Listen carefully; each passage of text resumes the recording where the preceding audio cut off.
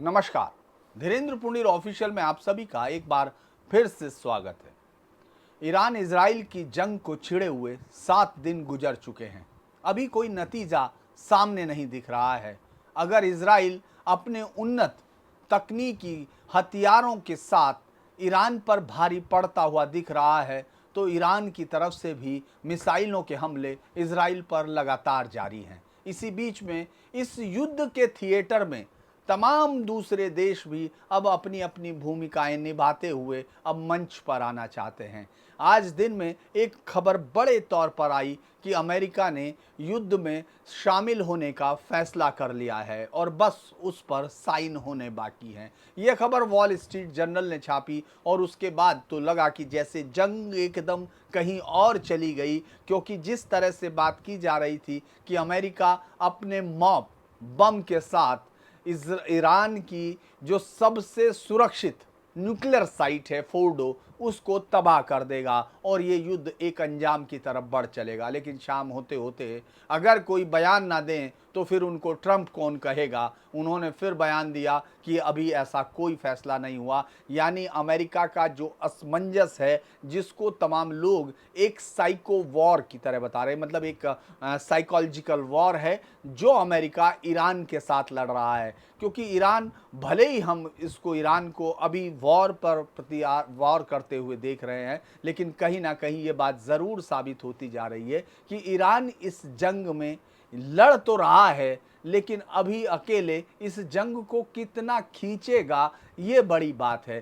क्योंकि ईरान को लेकर बहुत सारी बातें हैं, चूँकि मैं इस विश्लेषण में आपको ये बताऊंगा क्यों ईरान जो है लीबिया, सीरिया या इराक नहीं है, क्यों ईरान अभी भी इजराइल के इतने बड़े हमलों के बावजूद, जबकि उसको अमेरिका का पूरा सपोर्ट है, अभी भी टिक रहा है। लेकिन पहले हम आज की अपडेट्स पर बात करते हैं। आज की अपडेट्स में है, ईरान के प्रधानमंत्री बेंजामिन नेतन्याहू ने कहा है कि ईरान में अब सुप्रीम लीडर खमेनी के साथ कोई भी महफूज नहीं है। यानी ईरान में अब कोई भी ऐसा आदमी नहीं है जो इजराइल के निशाने पर ना हो।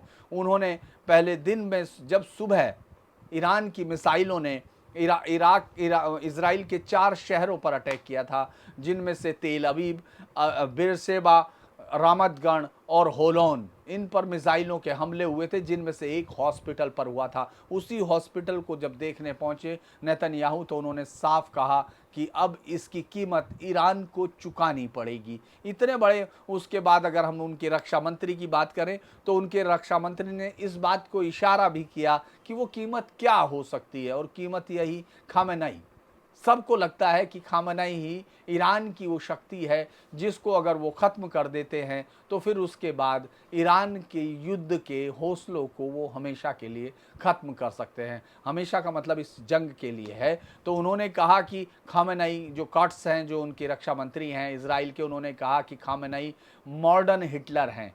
और कॉट्स ने कहा खामेनेई जैसे तानाशाह को जीने का अधिकार नहीं, वो हमेशा अपने एजेंटों के सहारे इजराइल को ख़त्म करना चाहा है। तो मुझे लगता है आज हिटलर को 2 बार याद किया है। आपको याद होगा तुर्की के राष्ट्रपति एर्दोगन ने भी यही बात नेतन्याहू के लिए की है कि उन्होंने हिटलर से आगे बढ़ गए। यानी आज की जंग में जब हम लोग कल बात कर रहे थे तो कल किसी सद्दाम हुसैन को याद करने की बारी थी और आज हिटलर को याद किया जा रहा है। यानी जंग जो है कई हिस्सों में बढ़ रही है। इसमें अगर हम लोग हमलों में अभी तक अगर हम लोग देखें, ईरान ने 30 मिसाइलें आज दागी, जिसमें 7 मिसाइलें सीधी तेल अवीव स्थित इजरायली स्टॉक एक्सचेंज बिल्डिंग बिरशेबा में एक अस्पताल सहित जगह पर गिरी। इसमें 176 लोग घायल हुए, 6 लोगों की हालत गंभीर है, जिनमें से कुछ के मरने की खबर भी हो सकती है। हालांकि इजरायली डिफेंस सिस्टम ने बाकी मिसाइलों को गिरने से रोक दिया है और नेतन्याहू ने इसी हॉस्पिटल का दौरा करते हुए साफ कहा कि इजरायली नागरिकों और अस्पतालों पर हमलों की पूरी कीमत वसूल की जाएगी।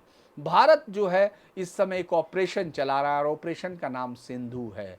यानी इससे पहले सिंदूर और सिंदूर में सिंधु का पानी रोकने की बात हुई थी और अब ऑपरेशन सिंधु। ये सब चीज़ें एक मैसेज की तरह होती हैं और ईरान के साथ तो ये रिश्ता और भी जुड़ता है, क्योंकि ईरान ने ही सिंध को हिंद कहा जाता, ये कहा जाता है कि पर्शियन में शायद सै का शब्द नहीं है, इसीलिए हिंद चला। तो आज जब ये ऑपरेशन चल रहा है जिसमें हमारे तमाम जो स्टूडेंट्स हैं उनको लाया जा रहा है, उसमें से कुछ स्टूडेंट्स आ चुके हैं और कल 600 स्टूडेंट्स को बाहर निकालना है। भारत अब इजराइल से भी अपने लोगों को निकाल रहा है। इजराइल ने सुबह के हमलों के बाद अगर अराक हैवी वाटर रिएक्टर पर अटैक किया था और कुछ घंटे पहले अराक और खोंडव शहर के लोगों को इस शहर को खाली करने के लिए कहा था। मैं सुबह बता चुका कि अराक में हैवी वाटर रिएक्टर और ये फैसिलिटी ईरान के न्यूक्लियर प्रोग्राम का एक अहम हिस्सा है। तो लिहाजा वो लगातार अपने तमाम हमलों को जो न्यूक्लियर प्लांट्स हैं उन पर, उनके इर्द गिर्द बना रहा है। लेकिन अमेरिका अभी तक इस जंग में शामिल नहीं हुआ सिवाय धमकियां, और इसी तरह की आवाज़ पुतिन की तरफ से भी आ रही है। उनका कहना यह है कि अगर अमेरिका इस जंग में इजराइल की तरफ से सीधे तौर पर हिस्सा लेता है तो फिर इस जंग के खतरनाक नतीजे होंगे। ये इसको एक धमकी के तौर पर माना जा रहा है। और अगर हम लोग ये कहें कि 13 जून से जंग शुरू होने के बाद ईरान ने अमेरिका से कई बार बातचीत की, 3 राजकीयों ने, ये जो है जो वहाँ के राजनयिक हैं, उन्होंने अपनी पहचान न उजागर करने के नाम पर रॉयटर्स को ये जानकारी दी है। उन्होंने ये बताया है कि जो बैकडोर डिप्लोमेसी है वो लगातार चल रही है। बातचीत अमेरिकी विशेष दूत स्टीव विटकॉफ और ईरानी विदेश मंत्री अब्बास अरागची के बीच फोन के बीच में हुई। अरागची ने अमेरिका से कहा जब तक इजराइल अपने हमले नहीं रोकता तब तक ईरान परमाणु मुद्दे पर ट्रंप से बातचीत नहीं करेगा।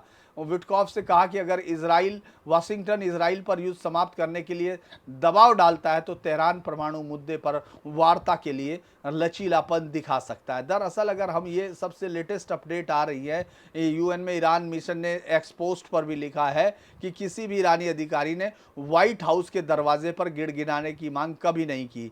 उनके यानी ट्रंप के झूठ से भी अधिक गंदी बात तो यह है कि उन्होंने ईरान के सुप्रीम लीडर को ख़त्म करने की बात की थी। एक और अपडेट ये है कि कल 600 छात्र रवाना होंगे और अस्पतालों पर जो हमला हुआ है उस पर WHO ने कहा है कि ये बेहद डरावनी बात है। ईरान के दिन में ईरान के जो नोबेल शांति पुरस्कार विजेता नरगिस मोहम्मदी और शिरीन इबादी ने इस जंग को रोकने की बात की थी। अभी तक हम ये देख रहे हैं कि कौन किस पर भारी है। अगर इस पर बात करें तो इजराइल अपने अटैक एक टारगेटेड करने में कामयाब रहा है और उसने ज़्यादा नुकसान पहुंचाया है। लेकिन ये जो ईरान का जिस तरह से माना जा रहा था कि शायद ईरान इजराइल के सामने बहुत लंबा वो ना कर सके, विरोध ना कर सके, लेकिन उससे ज़्यादा लग रहा है कि ईरान अभी जल्दी से हाथ अपने नीचे करने को तैयार नहीं है। इजराइल ने सुबह दावा भी किया था कि ईरान ने कई वार हेड मिसाइलें इजराइल पर दागी और जिससे उसको परेशानी हो गई। हम लोग इस पर एक डिस्कस कर चुके हैं कि किस तरह से ईरान के पास ईरान की जो मिसाइलें हैं उनके सामने इजराइल के पास जो रक्षा प्रणालियां हैं वो धीरे धीरे कम हो रही हैं। अगर ये लड़ाई और लंबी बढ़ती है तो मुझे लगता है कि ये बहुत बड़ी मुझे दिक्कत की बात होगी। एक बात जो मुझे लगता है कि हम लोगों को ज़रूर करनी चाहिए वो ये है कि आखिर ईरान इतनी उस पर हाथ क्यों नहीं रख रहा है, अपने ज़मीन पर यानी हार को मान क्यों नहीं रहा। अगर इस पर हम लोग बात करें तो इसके लिए आपको ईरान के इतिहास को देखना होगा। दरअसल जो लोग इस समय लीबिया, सीरिया इन सब को देखने की कोशिश करते हैं वो ये नहीं जानते कि ईरान जो है लगभग 4000 साल से एक देश है, जबकि इसके मुकाबले सीरिया, लीबिया इन सब को देखते हैं तो ये प्रथम विश्व युद्ध में जो ऑटोमन, जिसको खलीफा शाही भी आप कह सकते हैं, जो ऑटोमन साम्राज्य था उसके पतन के बाद ही इराक, सीरिया, लेबनान, जॉर्डन, फिलिस्तीन जैसे कई राष्ट्र राज्य बने। इनको वेस्ट कंट्रीज ने अपनी अपनी सुविधाओं के हिसाब से, अपनी अपनी कॉलोनीज के हिसाब से तैयार किया था। लिहाजा उनके अंदर जितने रिफ्ट है उतने ईरान के अंदर नहीं है। ईरान को अगर हम अभी भी देख रहे हैं, खौमेनी के पीछे जिस तरह का समर्थन अभी आपको दिखाई दे रहा है वो उनकी चली आ रही एक परंपरा का हिस्सा है। चूंकि ये राष्ट्र 4000 साल से निरंतरता में है, पर्शियन पर्शियन साम्राज्य भले ही अब वो धर्म के तौर पर बदल चुका हो, वहाँ से जो पारसी थे वो वहाँ से निकल चुके हों अपने धर्म को लेकर, लेकिन जो बाकी लोग थे वो वही हैं। यही वजह है कि वो अभी भी एक कोई आर्टिफिशियली तैयार किया हुआ राष्ट्र नहीं है जो जल्दी ही दबाव में बिखर जाए। ईरान की सबसे बड़ी ताकत उसका एक साथ रहने की निरंतरता का जो अभ्यास है वो ज़्यादा बड़ी चीज़ है। इसके साथ साथ अगर आप देखेंगे तो मुस्लिम कंट्रीज़ में एक बड़ी तादाद शिया, जिस तरह के लोग शिया जो मुस्लिम सेक्ट है उसकी है, और ईरान उसका सर्वोच्च गुरु है जो 1979 के बाद होता है। लेकिन उससे पहले रजा शाह पहलवी अपने जो राजवंश का जो जिक्र करते हैं वो कई सौ साल पुरानी परंपरा की बात करते हैं। अगर हम लोग ये जो 1979 के बाद एक अलग किस्म की जो राज्य प्रणाली वहाँ शुरू हुई जिसको थियोक्रेटिक रिपब्लिक कहा जाता है, वो भी अपने आप में अलग है और ईरान को वो शक्ति देती है कि एक ताकत के तौर पर जब बाहर से कोई हमला हो तो वो इकट्ठा होकर दिखाए। इसके विपरीत जब आपने देखा इतने लंबे समय से सीरिया पर जो असद फैमिली का जो शासन था वो महज कुछ ही दिनों में उखाड़ कर एक आंदोलन से फेंक दिया गया, जबकि उसके पीछे रूस लंबे समय से ताकत थी, ईरान उसके पीछे ताकत थी, लेकिन चूंकि सुन्नी बाहुल्य देश है और उन्होंने शिया असद फैमिली को वहाँ से निकालने में कामयाबी हासिल की। लेकिन अब सबसे बड़ी समस्या ये आ रही कि सीरिया को एक देश के तौर पर बनाए रखा जा सके। इसी तरह की समस्या लीबिया के साथ हुई थी। आपने देखा था कि किस तरह से लीबिया में मुअफ्फर गद्दाफी के जाने के साथ ही अलग अलग जगह पर अलग अलग आतंकी संगठनों का कब्जा हुआ। सेम अगर आप इराक की तरफ बढ़ते हैं तो शिया बाहुल्य देश पर सुन्नी जो सद्दाम हुसैन है उनका और उनके जो परिवार है जो तिकृती माफिया के नाम से कहा जाता था उसका कब्जा था। उसके बाद वो बिखर गया। मोसूल में आईएसआईएस के लड़ाके और सुन्नी बाहुल्य हुआ और बाकी पूरे देश में शिया मिलिशिया है। लेकिन इराक के बारे में अगर आप ऐसी रिजीम चेंज करने के बारे में अमेरिका जितनी कोशिश कर रहा है या इजराइल जितनी कोशिश कर रहा है वो इतनी आसान नहीं है। और अगर आप देखेंगे कि आज तक किसी भी युद्ध में हवाई हमलों से या मिसाइल के हमलों से आप नुकसान तो बहुत ज़्यादा कर सकते हैं लेकिन रिजीम चेंज नहीं कर सकते। उसके लिए आपको ज़मीनी फोर्स को मूव करना होता है। इस पूरे वॉर में आप देखेंगे कि इजराइल की तरफ से कोई आर्मी लैंड पर मूव नहीं हो सकती क्योंकि उसको कई देशों की सीमाओं के अंदर से गुजरना होगा अगर वो ईरान पर हमला करती है और वहां उसके खिलाफ प्रतिरोध की पूरी संभावना है। लिहाजा एक बड़ा हमला हम देख रहे हो। ये सब चीज़ें ईरान का जो वॉर मशीनरी है या जो ईरान का इंटेलिजेंसिया है जो वॉर्स में इस समय लगा हुआ है वो इन तमाम पहलुओं पर गौर कर रहा है। क्योंकि अमेरिका अफगानिस्तान से इसी तरह वापस लौटा था, इसी तरह से उसने इराक से वापसी करने की बात है और इसी तरह वियतनाम से वापस गया था। यानी अमेरिका की वापसी का एक इतिहास भी ईरान को शायद ये ताकत दे रहा है कि वो आसानी से वो ना करे, किसी भी तरह समर्पण ना करे। इसीलिए सीधे तौर पर वो चैलेंज कर रहा है। आप देख रहे होंगे कि उसने कहा कि किस तरह से इजराइल जो है अमेरिका की मदद के लिए गिड़गिड़ा रहा है। ये एक डर है और डर किसी भी राष्ट्र का पहला शत्रु होता है। खमनई ने लगातार अपने लोगों को इस बात के लिए तैयार कर रखा है कि हम बड़े शैतान से लड़ रहे हैं। बड़े शैतान यानी अमेरिका से लड़ रहे हैं, छोटा शैतान इजराइल सिर्फ उसका एक मुखौटा भर है। तो ये लंबे समय से जो उस देश के साथ एक शासन की निरंतरता है वही इसको ताकत दे रही है। क्योंकि एक आज ये सवाल मेरे जहन में था कि ईरान इराक की तरह बिखरा नहीं, लीबिया की तरह टूटा नहीं, सीरिया की तरह अभी उसके अंदर रिजीम चेंज का कोई साइन नहीं दिख रहा। तो इसके पीछे कुछ कारण हो सकते हैं। तो एक बड़ा कारण तो यही है कि वो निरंतरता के साथ उसमें रहा है और फारसी जो पर्शियन राष्ट्रवाद है उसको उसने शिया इस्लाम के साथ इस तरह इन्वॉल्व कर दिया कि वो एक ग्लू की तरह हो गया, यानी वो चिपक रहा है। तो हम अमेरिका की तमाम कोशिशों को भी देख रहे हैं और इजराइल जिस तरह से लगातार हमले कर रहा है उसको भी देख रहे हैं। ईरान उसके बाद भी अपनी मिसाइलों के सहारे पूरे इजराइल पर लगातार अपना शिकंजा कसे हुए है। 5000 से ज़्यादा लोगों को इजराइल ने अब तक इजराइल में बेघर हो चुके हैं, यानी ईरान की मिसाइलें वहाँ इतना नुकसान पहुँचा चुकी हैं कि बहुत सारे लोग वहाँ से बेघर हुए हैं। लेकिन उसके उलट ईरान में भागते हुए लोगों के विजुअल्स ज़रूर आ रहे हैं। लेकिन जब करोड़ों 7.5 से 8 करोड़ की आबादी वाला वो देश जो दुनिया के 1/3 तेल भंडारों का रिजर्व रखता है, उसका इस तरह टिके रहने के पीछे बहुत सारे दुनिया के एक्सपर्ट्स जो हैं इस पर सवाल कर रहे हैं, क्योंकि अमेरिका की पूरी फुल बैकिंग है, भले ही अमेरिका ने इस वक्त उसमें हिस्सा ना लिया हो। तो ये एक मुझे लगता है कि अब अगर इसमें अमेरिका उतरता है तो तब ये लड़ाई आगे की तरफ बढ़ेगी, वरना आप इसमें रोज मिसाइलों के हमले देख सकते हैं। अभी एक जो नई रिपोर्ट्स के मुताबिक ईरान के पास अभी हजारों मिसाइलों का जखीरा बचा हुआ है, यानी ईरान के पास जब तक ये मिसाइलें हैं तब तक वो इजराइल पर दागता रहेगा माफ कीजिएगा। और जब तक इजराइल इस पूरे उसमें या अमेरिका की तरफ से कोई जमीनी फोर्स आगे मूव नहीं होती है, तब तक ये नुकसान तो हो सकते हैं, लेकिन अवसान ईरान की जो नई इस समय लोकतांत्रिक व्यवस्था है, या जिस भी तरह से उसने अपने लोकतंत्र को सर्वोच्च नेता के नीचे रखा हुआ है, वो नहीं खत्म होगा। तो ये मुझे लगता है कि हम लोगों को अभी इस पर नज़र रखनी होगी कि आखिर ये किस तरफ बढ़ता है। हालांकि जिस तरह की उम्मीद की जा रही थी कि शायद ये युद्ध परमाणु युद्ध की तरफ बढ़ेगा, वो तो अब उम्मीदें कम होती जा रही हैं, क्योंकि जिस तरह से उनके परमाणु संयंत्रों पर अटैक करके एक रही सही गुंजाइश को भी इसराइल ने ख़त्म कर दिया है, और अब ये ज़्यादा से ज़्यादा एक पारंपरिक वार के तौर पर लड़ा जा सकता है।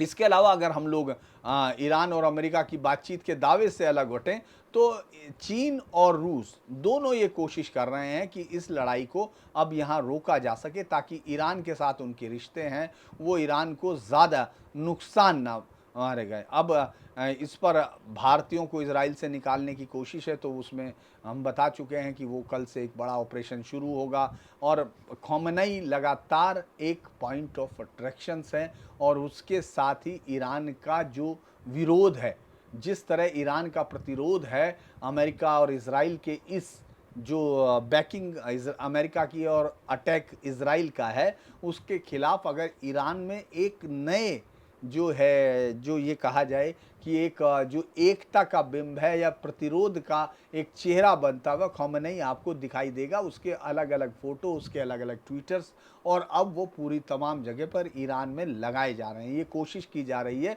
कि अगर ईरानी अपना मनोबल तोड़ते हैं तो इसके साथ उसको इस पर तैयार किया जा सके। मुझे लगता है कि एक बड़ी है खबर, और इस पर अभी हम लोगों को नज़र रखनी होगी। एक दूसरी खबर के तौर पर मुझे लगता है हम लोगों को इस पर बात करनी ज़रूरी है, क्योंकि यशवंत वर्मा के घर, जिस तरह आपको याद होगा जस्टिस यशवंत वर्मा जो दिल्ली हाई कोर्ट के थे और अब इलाहाबाद हाई कोर्ट में हैं, उनके घर जिस तरह से एक रात नोटों के जलने की खबर आई थी और सुप्रीम एक वीडियो दिखाई दिया था, उसके बाद से ये तो दिख रहा है कि संसद में उनको लेकर प्रस्ताव की बात की जा रही है, महाभियोग की बात की जा रही है। लेकिन वो जो कमेटी 3 जजों की माफ़ कीजिएगा जिसमें जस्टिस थे, उनकी जो कमेटी बनाई गई थी, उसकी रिपोर्ट में बहुत सारे चौंकाने वाले फैसले हैं, और उसी आधार पर उस वक्त संजीव खन्ना साहब ने, जो उस समय सीजेआई थे, इनके खिलाफ कार्रवाई के लिए, पहले इनसे इस्तीफा देने के लिए कहा गया था और इन्होंने इनकार कर दिया था, तो कार्रवाई के लिए लिखा था। आज उस रिपोर्ट्स में अगर हम लोग देखें तो कई सारी चीज़ें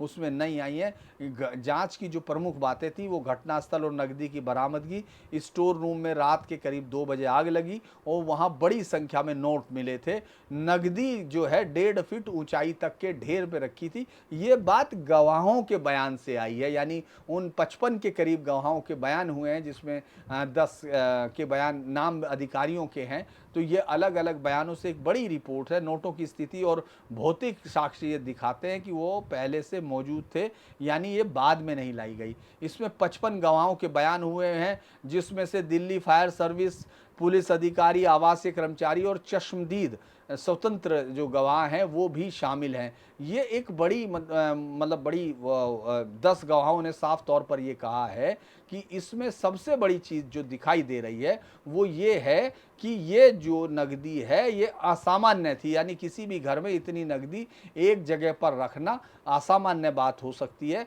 इसके अलावा स्टोर रूम तक पहुँच जो वो थी वो सिर्फ उनके परिवार की पाई गई। यानी ये जांच के बता रहे हैं, इससे पहले इसके बारे में छूट-फूट खबरें आई थी, लेकिन ये जांच चूँकि अब रिपोर्ट इसके अंश सामने आए हैं, तो उसी पर चर्चा है। जो 14 मार्च की रात 11:30 बजे या आग शुरू हुई थी, और अब इस पर मतलब अगर हम लोग टाइमलाइन देखना चाहें तो वो भी देख सकते हैं, लेकिन मुझे लगता है कि वो हम लोग पहले बता चुके हैं। उससे अलग अब रिपोर्ट को देखें तो रिपोर्ट में रात में इस समय नकदी को वहाँ से 15 मार्च की सुबह हटाया गया। ये मजबूत परिस्थितिजनक, यानी जो वहाँ कोरोबरेट कर रहे थे, जो गवाह, जो जिस तरह की गवाही है और जो सबूत है, उन सब का कोरोबरेशन हुआ है उस जांच में, कमेटी में।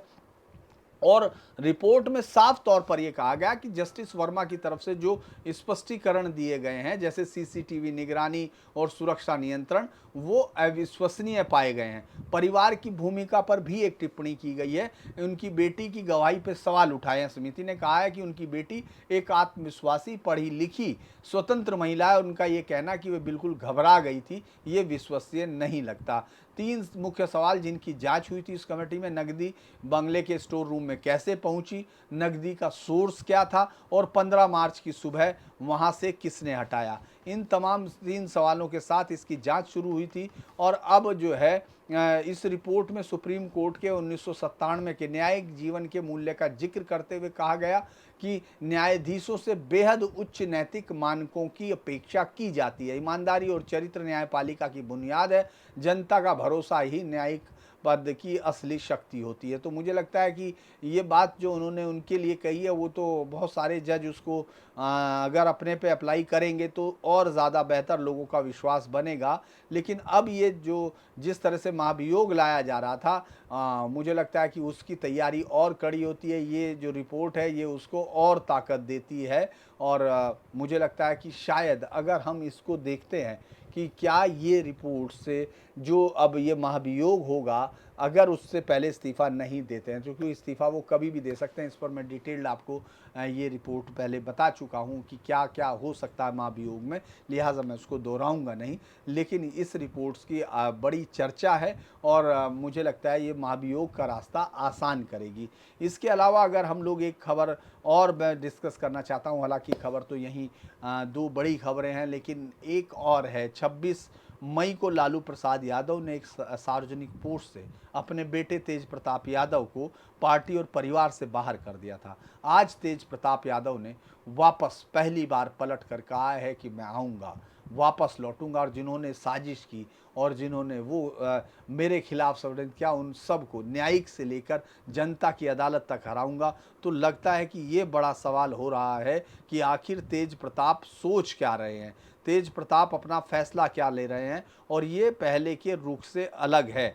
ये उनका बयान अगर आप देखेंगे जो उन्होंने दिया है, मेरी खामोशी को मेरी कमजोरी मत समझने की भूल मत करने वालों, माफ़ कीजिएगा, मेरी खामोशी को मेरी कमजोरी समझने की भूल करने वालों, ये मत समझना कि मुझे तुम्हारी साजिशों का पता नहीं।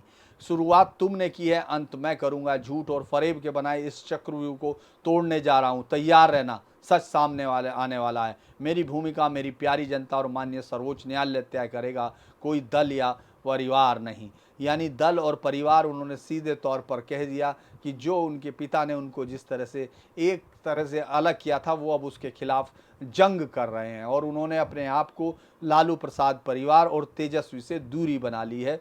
अब वे नया एक राजनीतिक चेहरा बनने की कोशिश में, जो जनता का लड़ाका होगा। ये एक बड़ी कोशिश उनकी दिख रही है, और न्यायिक रास्ता वो शायद अपनी पत्नी के तलाक वाले मसले की तरफ इशारा कर रहे हैं कि किस तरह से, जो उन्होंने एक ट्वीट किया था जिसमें उन्होंने 12 साल से अपना उस लड़की के साथ अपने रिश्ते की बात कही थी, जबकि उनका तलाक का मुकदमा अभी अदालत में चल रहा है, उसको लेकर शायद वो ज़मीनी लड़ाई एक बात करने की है। लेकिन जो बड़ी चीज़ है, ये चुनाव में, क्या इस चुनाव में जो इस समय सबसे अहम चुनाव है, आरजेडी के लिए बहुत बड़ा चुनाव है, क्योंकि अगर हम लोग तेजस्वी की तरफ देखते हैं तो अगर वो इस चुनाव में हार जाते हैं तो आगे उनके लिए राह और मुश्किल होने जा रही है, क्योंकि तब लालू यादव की स्थिति, जो शारीरिक स्थिति है, वो जो स्वस्थता है वो और ख़राब होगी, क्योंकि वो अभी वैसे ही अस्वस्थता के कारण की वजह से जमानत पर हैं, और तब उनकी उम्र भी इतनी ज़्यादा होगी कि वो शायद तेजस्वी की ज़्यादा मदद ना कर पाएँ।